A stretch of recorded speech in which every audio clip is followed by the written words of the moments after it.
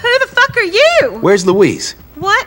He took her! That animal, he took her! He's gonna do something wicked to her! Wait, who took her and who are you? Mary Jo, her sister. Who are you? Vic. A friend. Oh.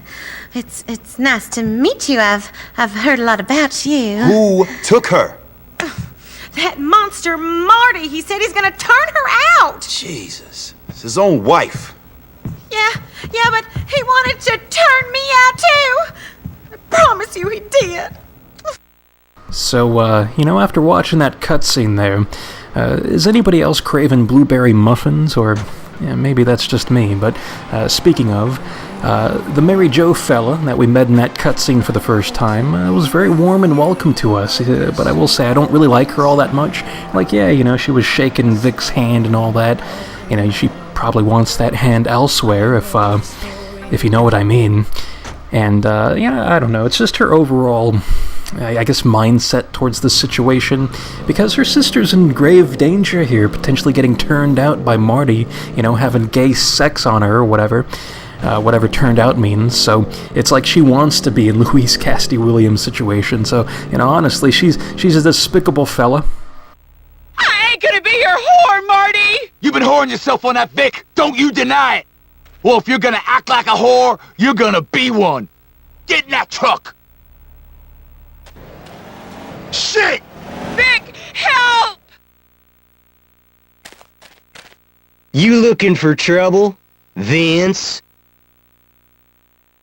You see that? Another act of ignorance on the part of these redneck folk, as they've combined Vic Vance into Vince again, so that's something for you. But anyways, so this part of the mission is the reason why we've traded in the Regina for one of these police motorbikes, because on any kind of bike, you're allowed to not only perform a drive-by by looking left or right, but also by being in our current position by just facing forward while driving this bike. So that allows us to maintain our distance away from our target while still performing a drive-by, because in a normal car you can only look left or right to perform a drive-by, so you pretty much have to be on top of your target, which in the case of Marty, with all this turning out business, he'd probably like us on top of him, which, I guess I could see where he's coming from, because let me tell you, there's nothing quite like having a nice lady laying right on top of you there.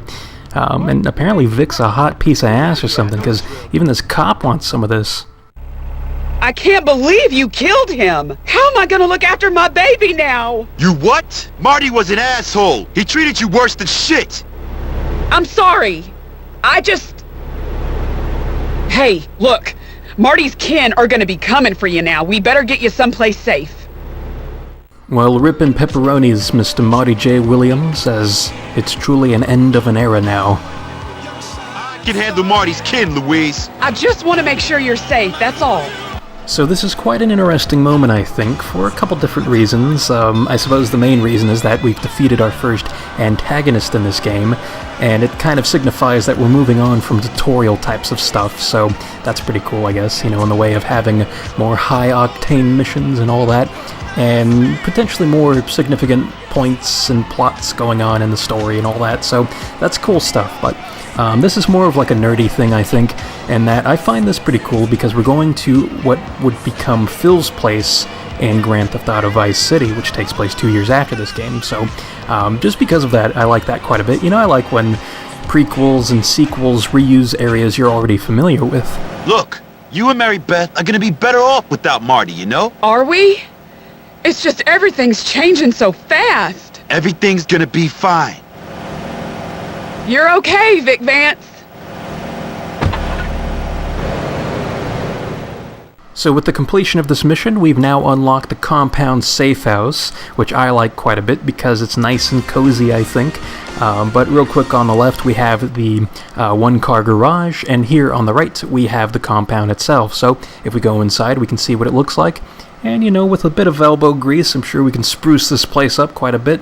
But despite its appearance, of it kind of being run down and all that, it's clearly an upgrade over our, basically, a shack with stairs that we had before, which, by the way, we still have our previous safe house. It doesn't get taken away from us just because we have a new safe house. But, this place, I don't know. I think because it's a bit compact, everything's kind of crammed together a bit, with still a bit of elbow room, I find that it's not all that bad.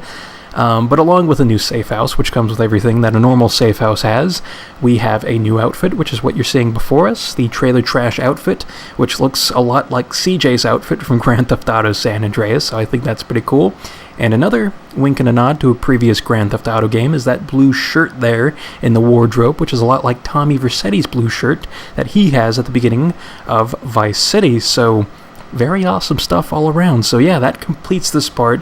In the next part, we'll be moving on to the next mission, which is called To Vince the Spoils. So until then, I will see you next time.